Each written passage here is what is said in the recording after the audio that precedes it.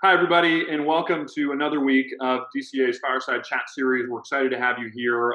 For those of you that don't know, I'm Andrew Daniel. I'm a senior investment banker here on the team at DCA. Digital Capital Advisors is turning 10 years old here in September, just a couple weeks away. And this series is part of that celebration. This is episode number 4. Digital Capital Advisors is a technology-focused investment bank. We've got offices in New York, Berlin, and San Francisco, and operate globally.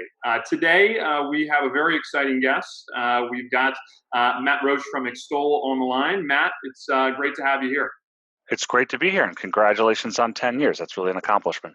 Yeah, thank you very much. We're excited, although a little bit disappointed, as we sometimes joke on the show, that we can't celebrate in our office. As many of you know, we're based up on the 76th floor of the Empire State Building, so we were hoping to have a bit of a fiesta up there, but I think unfortunately those plans were put on pause. But rightfully so, I suppose.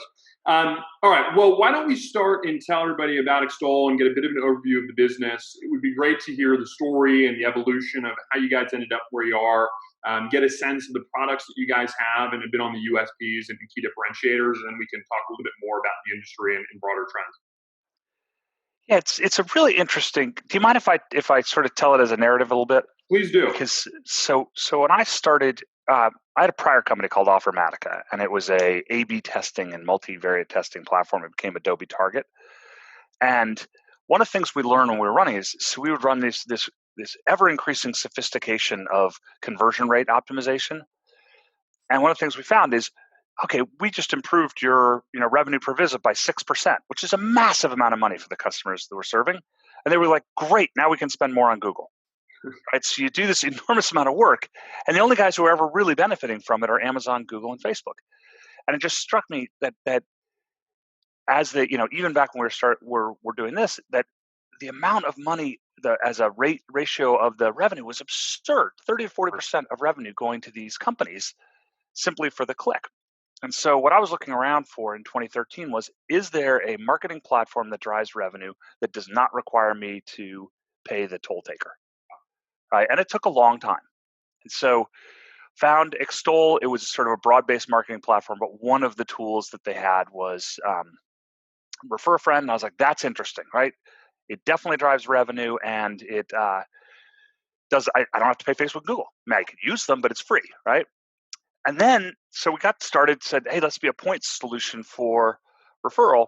And it became very clear that it worked. Everybody needed it. It drove revenue. We got 100 competitors, Referral Candy, Referral Ninja, Referral Sasquatch, just all these different little companies. And it was almost impossible to differentiate. So at the same time, we did a lot of data analysis and realized, oh my God, this acquisition is interesting, sort of a form of affiliate. What's really interesting is the advocates. And we shifted our whole thinking from kind of a campaign and outcome thinking into a people thinking. And that's really where our whole vision comes from now, what we believe we do is we're trying to drive revenue by activating your entire customer base. And it right now is exploding. Very cool. And let's step back a little bit and just talk about the landscape. And so as we think about it, you've got kind of referral, you've got loyalty, you've got advocacy. Sometimes those are used synonymously. Give me a sense of how you think about the landscape and the broader ecosystem you guys ultimately operate within. That is a great question. So I imagine like a pie, right? And being a relatively self-centered guy, I'm going to put the top slice, the slice closest to me is referral, right? Sure. Well, referral is I take people that I know and I ask them to help me bring in people I don't know. Well, if I go one pie slice to the left, I get influencer. There are people that I may or may not know that are bringing in people I know for incentives. One more slice to the right of that is affiliate, where it's people that are purely commercial entities bringing in people for an incentive, right? So there's this whole half of the pie that's incentive-based marketing that goes from affiliate to influencer to referral.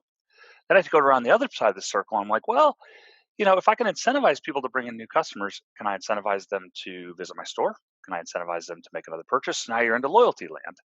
And to the left of that is email, right? So you can kind of see the spread and then maybe the last piece is paid media, Sure. Where it kind of joins together. But those are really all the slices that connect kind of direct consumer communication to partner communication and tied together. One of the things that we think about, and this comes back to a recurring theme on the show, is ultimately the idea that all of these solutions, you think about that pie, when done right, really rely on data, right? And ultimately, at the center of that pie, if you will, is the ability to understand the end consumer and understand at a very granular level where they exist inside of the ecosystem, how you can access them, and ultimately how to leverage them in an influencer setting, in an affiliate setting, in even a traditional advocacy setting. So there's that data center core that exists. I'd be curious, as you think about that pie, each of those slices has been around for different amounts of time, right? And sometimes they feel like Yeah. they've been around forever in this category. I'd be curious how you think about the evolution of the space and where we exist perhaps relative to the holy grail that you think we ultimately need to end up It's another great question. at. Two for two. There's two parts. I know, man. I could do this all day. I've done The, this twice. so here's two ways to think about it. One is if we think back to like 2000 and sort of the emergence of e-commerce, most of the evolution over the last 20 years has been a one journey. It's Sure. been an ad, a landing page or an app, and a conversion, right? And we are spectacularly good at this journey. I mean, I can do keyword optimization, bid optimization, audience targeting, landing page optimization, product suggestions. I have, math that goes beyond, what the top scientists had 10 years ago so that I can sell sheets to somebody, Yeah. right? And we're so good at that. The problem is it reduces the customer to a cookie and a credit card, one of which is going away. Right? So we're just treating people like how much can you spend? Now, if we look at post-purchase marketing, it's primitive. It's like I'll send an email, maybe I'll send an email to a better segment, but nothing even close to what's going on in that first part. So what you see is a set of companies that are coming out that are kind of on the post-purchase side or close to it in the case of affiliate and influencer, where you're saying, well, maybe we need to get smarter. And I think it boils down to three categories. One is point source programs. These are people like, hey, I do email capture, I do affiliate, I do Sure. ratings and reviews, I do refer a friend. There are loyalty platforms, which deal with kind of, I'm going to understand what level you're at and potentially give you points and privileges. And then there's CDPs, which is tracking of behavior. Sure. The problem we see right now is CDPs are trying frantically just to model everything in the universe and they won't succeed, Yep. but they don't do anything. Yeah. Everything else is done by somewhere else. And so it's just, hey, yeah, I'll collect whatever you want. What, for your customer support people? The programs do things, but they're so fragmented. Each one is a tiny little slice that it's almost impossible to create rich conversations. And loyalty is just stuck 20 years ago. I sometimes sound like a broken record, but I think for us, what we and on these show in particular is to continue to speak to data companies and companies that are dealing with this problem. As we think about the landscape, and even if we think about the pie you just laid out to start with, and I think what you're hinting at now is on one side you get execution capabilities, and these are your email Yep. marketers, the folks that are doing a variety of point solutions, whatever it might be. And I tend to agree with you. Highly verticalized. Sometimes they have revenue scale, particularly the broader ones, right? Marketing automation, some of the capabilities that exist have generated genuine revenue scale, and the execution might be proprietary, but they lack data insights. On the other side, you have the data players, and CDP is one example of this, but there's others in here Uh-huh. as well, right? Location intelligence used to be a popular one, although that's faded out. Yep. Transaction data players, that's there. And when you have these two worlds, they're kind of separated from each other. And I think there's a thesis to be made that ultimately you need to commingle these, and one I think we make a lot. And that's a very enticing proposition from a private equity perspective or even from a strategic roll up perspective. What we don't think is valuable is simply the piping. We think that if you are able to go over on the execution side and say, look, we can pipe together a few of these solutions and make it spit out into a nice platform, here's a photo of a chart. We don't think that's very interesting. What we think is a differentiator on the data side and ultimately will flow into the execution layer is the idea that you can drive an AI/ML engine genuinely. And I think that's something that's not genuine today. If you look out in the landscape, lots of people say they have it, they don't. But if you can derive actionable insight that is really compelling and proprietary and do so really broadly, right? And I think that involves things that we don't have today, which is identity data merged with activity data, which is traditional CDP, merged with transactional data and some of the credit card stuff that's the days of the past, mixed in with others as well. If you can create that, merge it with execution, you become a very powerful solution, particularly if the link between actual insights and execution is really strong and the execution result back to the data is strong. It becomes a very nice positive cycle. I think we look at it potentially being the holy grail of Martech Stack 2.0. That is what we are doing, to be perfectly honest. So we have become a broad-based marketing platform, built around the concept of advocacy, but really we built it around the concept of activity. So let me tell you like a way of thinking about it. So Yeah. when Radio Shack and Sports Authority went bankrupt, I don't know, 4 or 5 years ago, I remember reading the articles and be like, so Radio Shack sold for, I'm going to make up a number, $30 million. Like, what are they buying? Right? Like, it made no sense to me. And so, I asked around, and people were like, well, they have this house list and some purchase preferences and things like that. So with the number of customers they have data on, that's what that data was worth. And I was like, okay, that's modestly interesting. But what if I could actually make an equation that said, here's everything a customer does, and give each one a little coefficient. And I could make a math statement that says, like, this many people who are advocates, this many people who are influencers, this many people who visit the store, et cetera, et cetera. I might be able to create a number which was your brand. Like, I could say, hey, your number's down, which means your brand is getting worse. Or your number relative to your competitor is lower or higher, which means it's better or worse. And it just dawned on me that understanding your consumer as not a buyer, but a participant was the critical shift. Well, once you do that, you have to ask yourself, well, now I have two things I got to build. I got to figure out how to capture and track all of the types of activities, so non-transactional activities, purchases, shares, visits, referring, rating, reviewing, contributions. I have to have an ability to segment that isn't just spend more often, or spend more in New York. Yeah. And then I have to have programs on top that actually drive the action. Because most loyalty is really just a data capture platform and a rewarding platform. And so that's what we built. And so now we have many, many kinds of programs beyond Refer a Friend. The one that's most fun recently is our nominations program. And we just got a message from one of our big shoe manufacturers, one of the biggest in the world. They said, we want to do a nomination program for first line workers during COVID because we can't do our standard marketing. Well, so they're like, oh, that's a cool idea. Like, can you help us get it done? We're trying to get it done as quickly as possible. We had it running the next day. Wow. Because we could wire together the action, promoting it to the participants, understanding, capturing the activity, and sending out the reward, which is the shoes. Right. And it's connecting all these things that made it so much easier. And now I think we have maybe 20 companies running them. And this is over the course of like 60 days. Right. So it is, I think you're dead on. It's action segment, and eventually ML. And I can get into more later if you care about my opinion on that. I would be very curious. I think this is a natural segue to that because, again, I think you guys are certainly pulling together an interesting way. I think you bridge that gap in your particular segment. I'd be curious the engine that you guys created. I think others will be curious as well with regards to tying those data sets together and how you think about the broader market. And I'll give you my bias, which is I think we hear a lot about AI/ML engines and very rarely find it demonstrated. In fact, for the folks in private equity that are going to listen to this, we just had a report to them showing that there are very few companies we really believe are part of the stack that are really getting these two things linked together. So would be great to get your perspective and hear a little bit about what you guys have done today. Okay, so it's funny. It's very odd because I actually went to college back in the late '80s, and I chose my college to do AI. I was a little ahead of the curve on that one because there was one of the top guys in AI/ML was at the school, and I am fascinated by it. But I think that it is one of the most mythical things on earth. Agreed. Not that AI is mythical, but if someone comes and says I have a generalizable AI platform, kick them out the door. Yeah. Right? Because reality, I call it it's the baseball versus football problem. Right. So imagine you're writing ML for baseball and football. Well, baseball, yes, I know a lot happens and it's very sophisticated, but let's be clear. Like 3 things happen in baseball.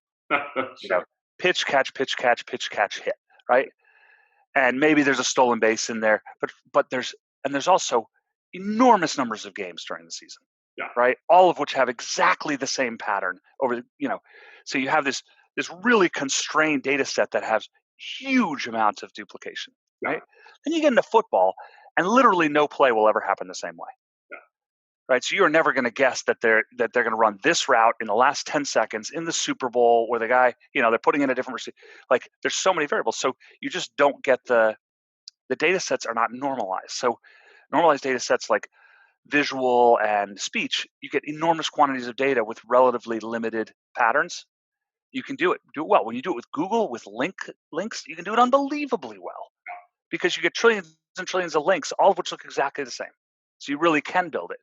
What people are trying to do is say, I'm going to do an AI for something that happens 600 times. Yeah. You can't even run an A/B test on something that happens 600 times. Right? And I ran the biggest A/B testing platform in the world. Like the amount of bad testing that goes on, and testing is just really the statistical baby brother of AI. Yeah. You need so much data that is so similar to make AI work. So what I see happening, and it will happen in our space, is you'll have AI for fraud. You'll have AI for bots or bad actors. Sure. Because there's enormous amounts of traffic that you can identify as bad actor, and you can start coalescing around, well, there's certain countries, there's certain VPNs, there's certain nodes in the network, blah, blah, blah, right? That's why the stuff that Google does with anti-fraud that people put on their sites, and I cannot remember the name.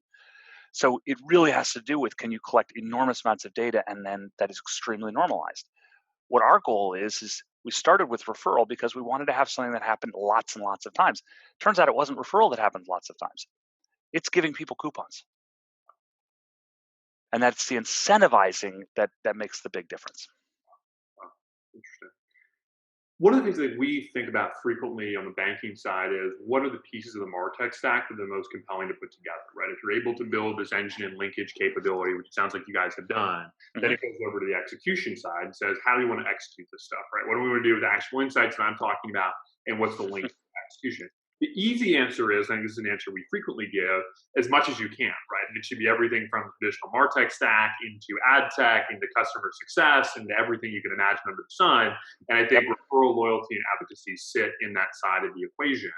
I'd be curious, as you think about the key pieces of execution that are most meaningful inside of what I consider and constrained as MarTech, perhaps, but you can go broader than that. I'd be curious how you think about that side of the equation, in A, what you guys have done today, and B, where you think we need to be.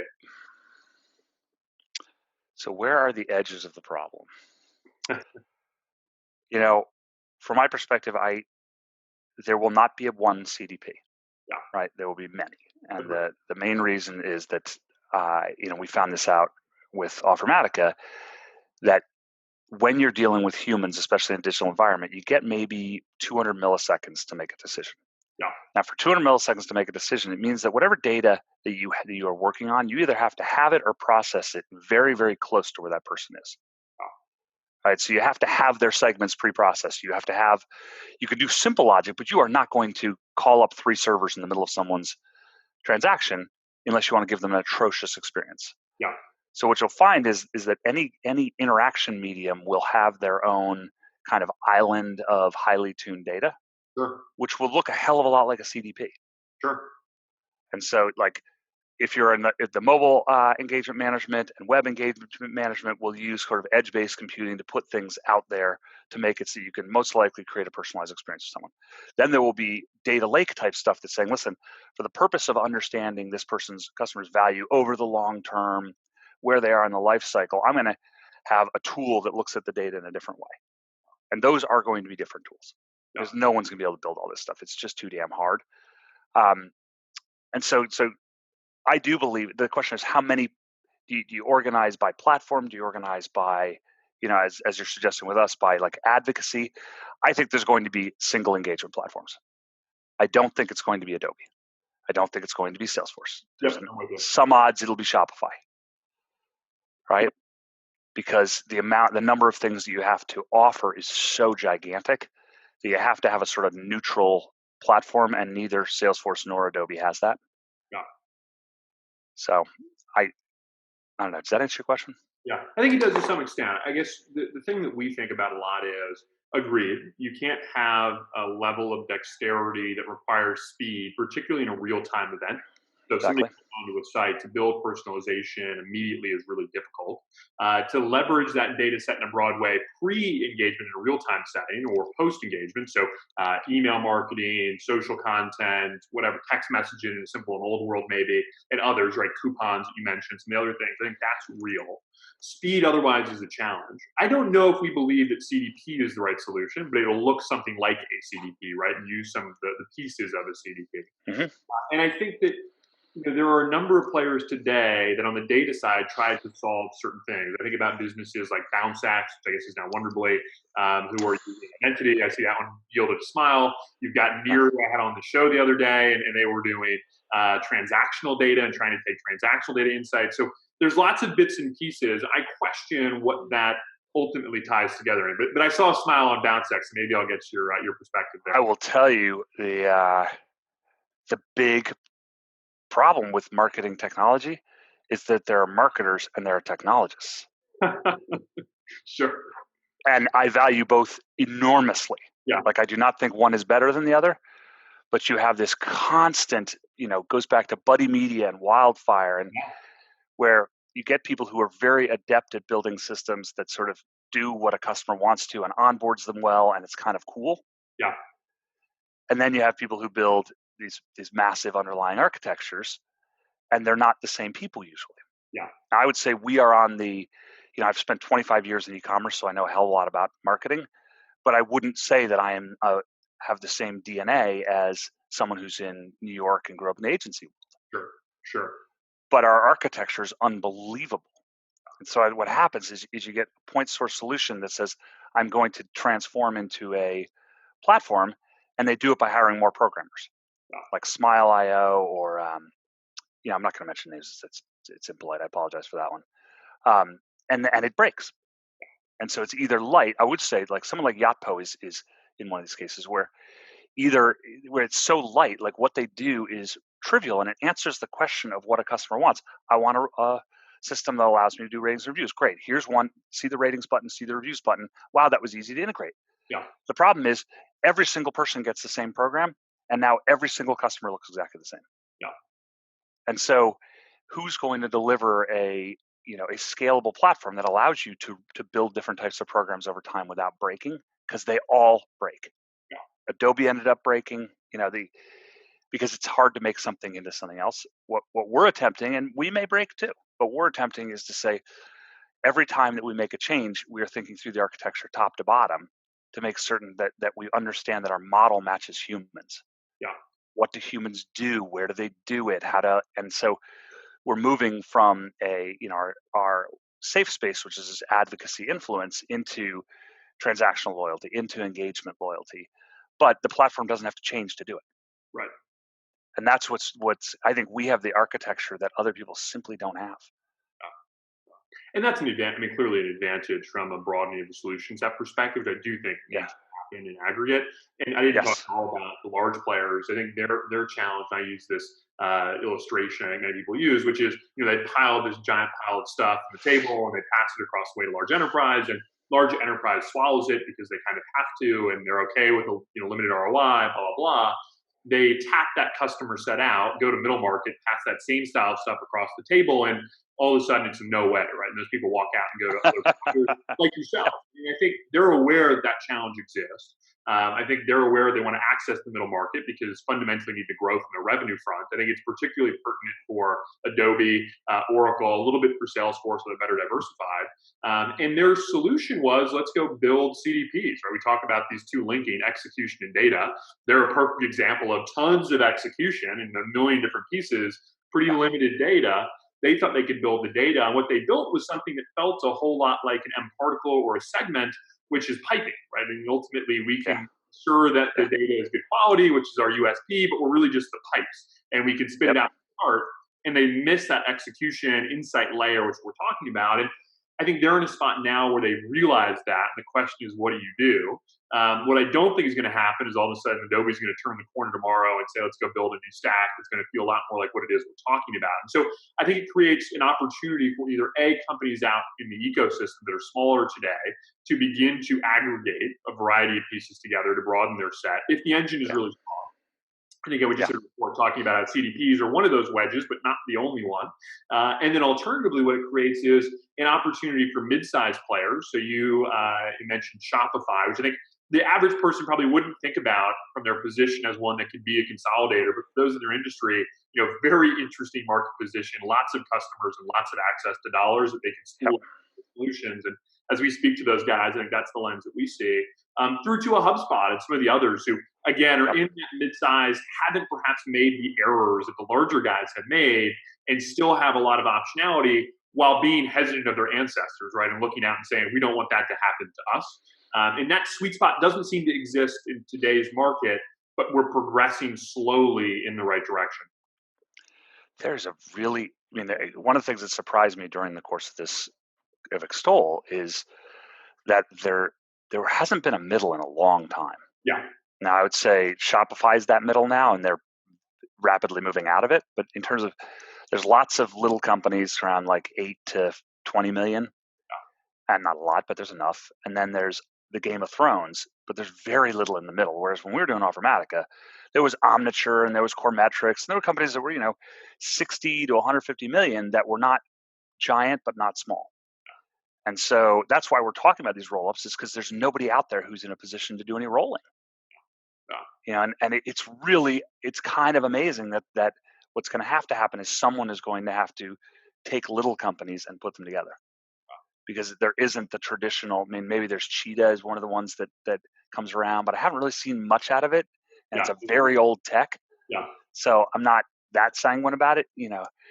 I had talked about doing it with two of the big loyalty providers a couple of years ago. They both got acquired, so that was made it a little harder. So I think Adobe's going to have to buy somebody to do this. Yeah, agreed. They just simply don't have the people to pull it off.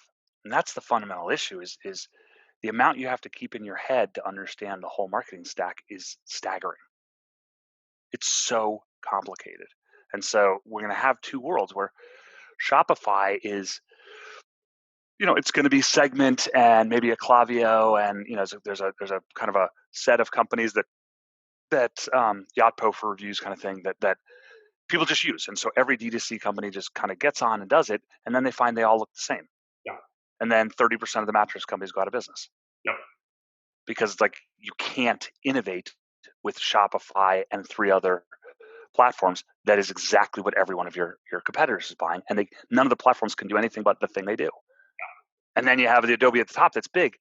We're trying to occupy the middle, honestly, is to say you need to do something more sophisticated and custom, but not custom like custom writing your own software, custom like how fast can you get an interesting idea out into your customers' hands. I think as a banking perspective here, we see a real parallel to ad tech, right? I mean, I think ad tech has evolved very differently than the MarTech ecosystem, in the sense that in MarTech, as you're pointing out, there's a gap in the middle that certainly exists, right? And whether that line is at 20 million or 50 million in revenue, who knows? But there's a gap between that tier and then ultimately the really big guys with very little in between. And that's happened for obvious reasons, right? On one side, the lower market in MarTech is incredibly fragmented, perhaps more than almost any industry, thousands and thousands and thousands of players, all of which are fighting for limited dollars. 2, all the big companies have been acquired, right? As they continue to grow and push, the big guys are so powerful, and unlike an ad tech, so profitable and have cash, that they're reaching down into the bucket and buying.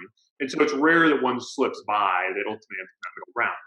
In ad tech, though, we've seen a bit of a different development. 5 years ago, 10 years ago, again, ad tech crowded, although maybe not to the extent of MarTech. You have big players that take off. In fact, the Entrepreneurs Investment Fund, our fund, was one of the first investors in the trade desk. And so we know what it looks like when you go big and ultimately take off in ad tech. But it's a very different buyer's landscape. You have small companies that exist, sub 20, sub 50, wherever the line is. And you've got a couple big players that have revenue scale, but most don't really have the ability to transact because their models aren't as profitable as what you see in MarTech, and they're not as healthily traded, right? They're at bad multiples.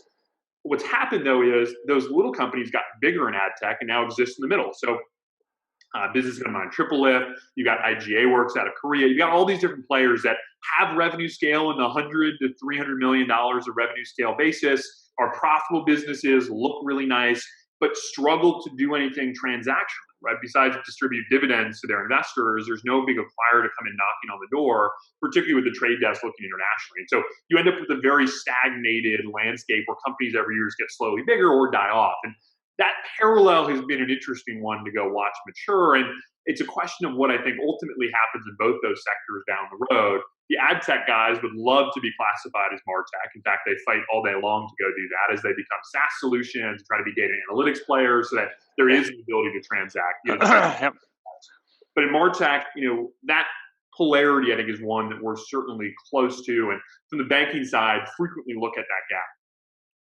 I think it's spot on. So the way I think about it is ad tech is like the trading desk at a bank, and MarTech is like the mortgage guys. Right. So the mortgage guys are like, I just have to get another mortgage and get another mortgage and get another mortgage and get another mortgage, and they'll add up to lots of mortgages and lots of money, and we'll make consistent profit. But our growth will be relatively linear. We can't go from one mortgage to 1,000 mortgages next month. It's not going to happen. Yeah. Trading desks, you could go from $1 to $1 billion. I mean, it just depends on how good your trade is. Yeah. You can also go from $1 billion to -$1 billion. Right. So you tend to get a type of person running those companies that has that volatility mindset, the arbitrage mindset. Sure. And whereas on my side of the business, you get into the people who have a builder mindset. Sure. So every once in a while, you'll see someone try to make a deal. It's like, oh my God, we're going to bring together ad tech and MarTech. Well, I'll tell you, I ran a MarTech company and I ran an ad tech company. It's literally like, well, I think I'll bring together a retailer and an oil refinery. The word marketing is the only thing in common with these companies. Yeah. And you just don't, that doesn't make sense, because you're like, well, wait a second, the guy buying the Google keyword ads is landing on the landing page that Offermatica had. Doesn't matter. Yeah. And so these guys want, it's like, yeah, I want an arbitrage business that is valued like an oil well. It's never going to happen. Right? It just doesn't work that way. And so people have to get out of that sort of magical thinking part of it.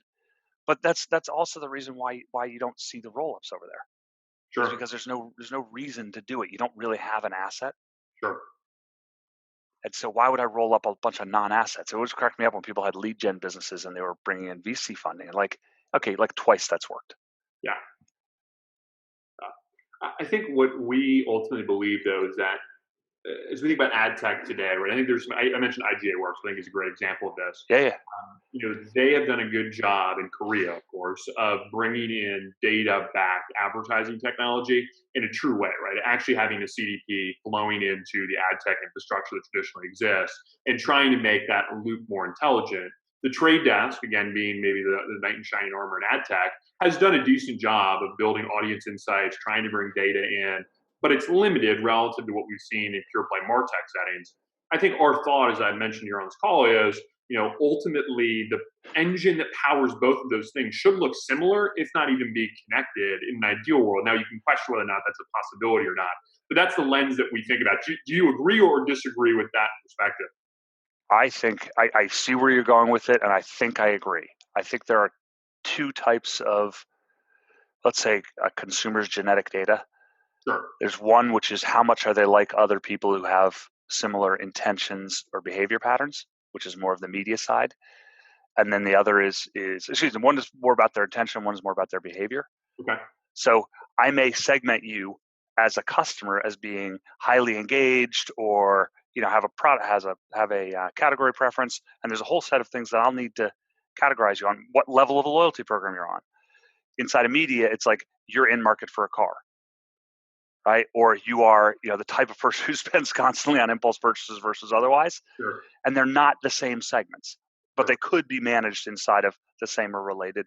So I'll give you an example. Like, I could go in and say, I'm going to have people perform advocacy programs. That way I'm going to find out who's an advocate, because if you advocate, you're an advocate.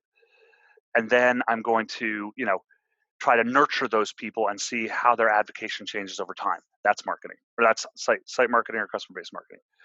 I'm going to take my top 10 advocates, do a lookalike for totally unrelated attributes, and try to find more of them. That's an advertising job. Yeah. It'll be interesting to see how that begins to merge together, and some of the ad tech players try to get data solutions. I think what we've seen in ad tech specifically is, can we go out and purchase, and again, we did a deal ad brain to the trade desk, which only comes to the trade desk we bought, which is thinking about audience insights, right? And can we get smarter with regard to some of the things that you're talking about? CDP is far down that path, as is location intelligence, as some of the others, although businesses like In Market and some of the others have merged some of those things together a little bit. Yeah. good or bad regard. But again, I think ultimately we believe there is a level of data that exists there. I think it's really hard to merge those two worlds together because the use cases are different for the most part. And as you just pointed out, an interesting analogy, it feels and looks different and is monetized differently as well. But ultimately, you end up with hopefully with a very diversified execution side where you sit within that execution stack and you can all power it within the same data to some extent, right? Yeah. No time is hard. Yeah. But also remember that most ad platforms now are non-identity, Sure. except for the platforms. So if you don't own the set-top box, the browser, the phone, the Sure. likelihood you're going to have identity data is very low. Sure. Whereas if you're in my world, everyone identifies themselves. So I have incredible amounts of permissioned identity data. Yeah. Does that make sense? It makes perfect sense. And I think this is where we see this line where you have to merge the two, because on one side, you don't have any identity data, limited insight, unless you're either a big walled garden or a platform that's so large you have access to something proprietary. Device ID, you saw business Sonara, the SoftBank in Japan, who was doing that. They had device ID data. IGA Works has a massive advantage. We talk about them in Korea because they have access to devices. There seems to be an argument on MarTech. The granularity is far superior in a first-party setting what you see in ad tech, and increasingly so. That balance continues to shift. Ad tech's trying to get better to deal with it, but they're never going to get there all the way because they're just simply disadvantaged. Is there a way to Yes. merge those two words and ultimately merge the two data sets? And device IDs are sometimes one way that's talked about. Whether or not I believe in that, I don't know. But there's lots of different ways folks have tried to merge those two things together to mix it up. Well, this is why I care about what I do. Yeah. Is I'm not an ad tech guy. Yeah, sure. I'm not trying to do an ad for myself. I'm talking about like the Sure. mission we have. Right? It blows my eye. I used to have conversations. I remember it was with Tuft and Needle, the mattress company, right? Wow. And they had just shut down their referral program. And I was like, why did you shut your referral program down? It's like, well, we feel like no customer should buy their mattress for less than another customer. That's not fair. I'm like, it's not fair? Sending 40 cents on the dollar to a fucking company in Mountain View that could not care one iota if you exist and not giving it to your customer. Yeah. Like that is like, if you say, hey, you know what, my daughter, I'm going to give her $40 and my son, I'm going to punch him in the face. Right? That's literally like, how is that marketing? How is that a customer? I'm sorry, you're getting into my sort of, but that's the way we treat people. Like, so I think about it, it's like, yeah, anytime you come up with a new cookie, it's going to get broken. Yeah. Because it's in the interest of Google and a number of other providers that you don't get identity. So we're going to be playing cat and mouse for as long as Sure. What identity is loyalty. So if I'm willing to say, like, listen, I'm in the loop. I like your products. Sonos, I like your products. I'm willing to give you my identity because I think you're not a bad actor, right? Then you suddenly find, hey, you can track anything you want as long as you behave in a modestly decent way and act like you care. Sure. And one of the biggest things that I'm trying to get my customers to adopt is just thank you, right? Send a message just to an advocate and just say thank you. Wow. And so if we can get humanity, if you want to track humans, be human. Yeah. And stop trying to do this sort of background stuff, which, yeah, if you win big. Right. But I have a feeling you're going to find that the brand is actually the customer population. It's not what you do. So it's who your customers are as your brand. It is not what your product is. Right. And the more customers start thinking about it that way, not customer as an exploitable data asset, but customer is something that if you have data, it provides you the better ability to connect with them, love them, activate them, engage them. That's where the data goes. I think that holistic customer journey itself is very enticing to enterprise clients who get that story, right, and feel that they feel the pain, if you will, with regards to A, targeting folks like data and having done a long time doing that, and B, the associated results, plus spending goodness knows how much money on things that maybe don't actually generate the ROI they should, or if they do, are really expensive in the process. I think. Can we talk about one of them? Yeah, I mean, coupons. Sure, exactly. I bet there are more coupons in circulation than there are dollars right now. Yeah. I know everyone talks about, there's more points in loyalty programs than dollars. Well, how about coupons? How about vouchers? How about all this? Like, and I talked to the head of one of the major, what's it called, drugstore chains. Yeah. And he was like, and I said, well, how do you deal with incentives? Because honestly, I've been in your store and there's like 5,000 of them in your store. He's like, Well, it's an accounting issue. Yeah. Now think about it. Think about if advertising were treated like an accounting issue. Like I'm going to look at my P&L to figure out whether my advertising is going well. Yeah. Right? No, you look at actually the transactions and you try as desperately as you can to connect the impression with the commercial. Well, none of them have any way of tracking that a coupon was done by somebody, or that someone, even more importantly, someone regularly used coupons. Frankly, I think that's what scared people in the space, right? I mean, if you think about referral, advocacy, loyalty, couponing businesses, a lot of the legacy solutions, none of the, I mean, the new stuff is new, but there's a lot of old stuff that exists in the space that have long, bad legacies. And I think coupons are a prime example of one that scares a lot of people because they look at coupons and go, that didn't work. Although, admittedly, the ones that are using coupons to the max are ones that do maybe believe that it works and are looking at it in the wrong perspective. But that's a prime example, though, I think, as well, of a business that has the capability to be successful when deployed the right way, leveraging data and linking the right solutions together. But today, in aggregate, it is being deployed very poorly and highly inefficiently. Well, exactly. And think about the logic, underlying logic. I'll send 40 cents on the dollar to Google for that sale, but whoa, I'm not going to put out a 10% coupon. Right. Right. Well, there's this, and you've hinted at it, right? There's this fear that are we somehow making the product feel discounted? Are we being unfair? And that sometimes we've heard this in buyer discussions. Well, that's awesome, right? Like that's the whole deal. Like, okay, so now let's put our brains to this.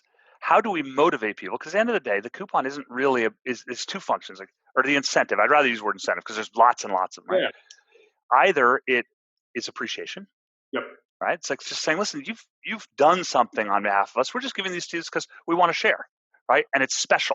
It is trying to access people who will never buy your product until it gets cheaper. Sure. Right? And it's trying to get impulse buys. Buy now and you get, this. I just want, if you've landed on my site and I've never seen you before, God, I'd like to get you to the finish line, right? So now you have to start being sophisticated. You have to not use the coupon cannon. Those big T-shirt cannons, boom, boom, boom, boom, boom. At the things, like that's the way we use them. It's like, oh, there's a customer, right? What we need to do is just say, okay, these are weapons. Like you spend maddening amounts of money tuning your keywords, tuning your coupons. Problem is, there's no tool to do it. What's interesting to me in this customer journey, right, if you will, and incentive is the term, but it starts sometimes pre-purchase and sometimes certainly post-purchase and repurchase, and all this stuff books in, right? There's time and space that exists here that makes the data solutions really interesting to me. The time and space is not when somebody lands on the website, let's go personalize right away. I agree with you, that's a challenge. But if I want to go think about, can I build a campaign to understand this customer based on what I already know about them inside of my own ecosystem, and then send them something really targeted and personalized at the right time, there's time and space to operate. And I think that creates a lot of opportunity for the adoption really of nascent data technologies that will ultimately be strengthened and improved to work at least pseudo in a real-time scenario. Yeah, and that gets back to your AI. It's like, if we narrow it down to very kind of simple, repeatable things, it's like, okay, what type of person responds to a coupon? What type of person responds to a gift card? Like that may be a solvable thing because there's hundreds of millions of instances of each. Yeah. Who redeems them and who doesn't? Right? There's just so much that can be done there, and you say, oh, I'm never going to do coupons, and I've seen this. I mean, again, I've been doing this for a very long time. Yeah. Right. So, like 23 years in e-commerce, and so you start seeing the same cycles come over again. Oh, coupons are working great, and affiliates are working great. Oh no, the affiliates are taking away our margin. We got to get rid of them. Like it's just sort of it's all this, right? And we just keep like you tend to have to use coupons when your product doesn't really have the value prop, or when you're growing. Sure. But you're saying, hey, we grew 15% last quarter, we're gonna grow 15% again. That's not natural. Natural things have so it's a curve smoother. So there's nothing wrong with it. You just got to get much smarter. Yeah. When people have only 2 people on their marketing team, they're not going to get smarter about it. So that's kind of where we come in, is to say, how can we help you sort of bring in better technology that you can get smarter faster without hiring people, especially during COVID. I tell you, one interesting thing about the whole COVID phenomenon is, there's the obvious stuff like the decline in ad spending and people's change in tone and content of it. What I think has been really interesting is there's kind of 2 extremes. There's the cinemas, where they go from their revenue to 0. Yeah, sure. What's their biggest question? When it comes back, will we have an industry? Like, will these customers that we've built up a pattern of behavior for all this time, will that pattern still exist if this goes on too long? Yeah. Then you get people like the food delivery, alcohol, et cetera, who have 3 to 5x revenue. And they're going to have to ask the question, okay, when this is all said and done, is anyone going to stay? Right? And so I think we may be going through probably the fastest shift in customer-based marketing that has ever happened, because everyone's freaked out about it. It's like, I need to keep that, whatever I have, I need to keep. Screw the new people. I just need to bear hug the people that I got. And I think that is one of the biggest drivers above CDP, above all this, that's driving marketer behavior. Uh, that's where I want to head next. So we think about that as a regression to the mean, right? And that regression to the mean happens in the negatively affected ones and in the positively affected ones. I think, much like you've just said, that we are right at the forefront of digital adoption in this space that we haven't seen before. And I think folks are already seeing it. If I go speak to CDPs, many of them are getting their doors pounded in right now on the sales side of companies who want to understand customer data. If I speak to some of the loyalty and retention businesses, same deal. I think about the e-commerce businesses looking for e-commerce tech, same deal. They're all trying to figure out how do we capitalize on this. I think you're pointing to the pain point, which is you either have lots of new customers that we're really worried about what happens to them in 9, 12 months time when they're no longer ordering food as frequently as they are, or they're no longer playing video games as frequently as they are, or they're no longer watching any videos. And we've got other scenarios where maybe we have less customers today and or the customer habits are changing, right? I think about retail, for example. I speak to these guys and retail technology businesses that are trying to help retailers understand, if I'm Walmart, what does the customer do now, right? If we spent a bunch of money on e-commerce to condition them to e-commerce, do they start blending back in store, and what happens? The underlying theme, though, is generally that folks realize, A, they don't know their customers as well as they should, and that they'd like to get more data on it, and B, that there's this need and belief that the customer is changing rapidly, customer preferences are changing rapidly. How can we understand that? And that's fueled a variety of market research players. Forget the big guys, right? Because everybody's sick of playing GFK, Ipsos, whatever else you want to name, hundreds of thousands of dollars. They're a lot more interested in finding lean solutions. But everybody is trying to understand the customer. And I think customer advocacy, customer referral, retention, loyalty, anything you want to name, undoubtedly, sure, undoubtedly at an inflection point. Would be curious what you're seeing today and real effects you're having in your business, and then B, what does that look like in 6 or 12 months' time, right? Does that adoption hold on? Does it dissipate? What are your thoughts on that? Okay, so we moved to what we call Beyond RAF about a year and a half ago. Okay. Where we rebuilt the platform basically from scratch as a journey-based programs with incentives. Right? It's an engagement platform, and so now we have tens of campaigns of different types: surprise and delight, influencer, drop a hint, all these things. Right? We anticipated this year that we would probably get 15 to 20% of adoption of it. Right? I think by the end of the year we'll get 80% adoption. Wow. Right? Because I think it just fast forwarded things by about a year and a half to 2 years. Most of our conversations are not about referral right now. They're about, okay, how do we increase the overall participation rate of our customers? And that's the way we denominate everything, is participation rate. Yep. Like as a ratio of all of your customers, how many of them are engaged with you? And so we're frantically signing partnerships with people. I mean, it is a big kind of inflection point for us as a business, and not just because of the kind of move to e-commerce, but it's just the general shift away into people saying, I need to engage my customers, and I need some, like, I don't have a model for even thinking about it. Yeah. That's what's crazy. I mean, we're like with keywords in 2002, where we don't even know how to think about it. Right now, we just take it as that it's existed around us like water for all of time. But no, in 2002, nobody knew how to do keywords. Right now, nobody really knows how to engage the customer. So we're saying, listen, it all starts with participation. Refer friends a good way to get people participating because people understand it and they come in, but it's not the only way. Sure. And so let's give them more and more ways, and then let's start segmenting them based on how they participate, not just based on how they spend. And so now we have a whole new way of thinking about it. And we have to come with a model to help people through this. We can't just say, here's a bunch of bits. What do you want to do? And I think that's the second problem with CDP is like, okay, got everything in here. Now what? Now what? This. Yeah. Yeah. Like, and so that's why we've to tie together this concept of the person and the program. Sure. Program drives people, drives programs, drives people, drives programs, drives people, right? And separately, they just doesn't work. I couldn't agree more. And I think it goes back to our big thesis, maybe how we'll end this, and I'll get your thought as you think about the broader kind of where are we headed question. But, I think that all ties together the fact that you have got these data solutions, you got the execution solutions, execution in this category, sometimes half baked to begin with.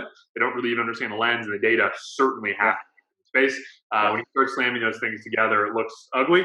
And it really, there's space, I think, for, and this is where we think about opportunity, space for a platform that looks and sounds a lot like you guys, where you blend those two things together to ultimately fill that gap that I think is now a larger gap than it was 6 months ago.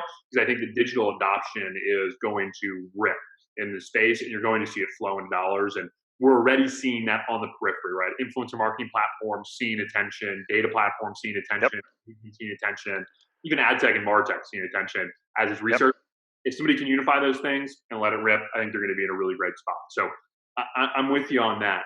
Let me ask one big question here towards the end, and let me get your thoughts. So I think we talked about it a little bit.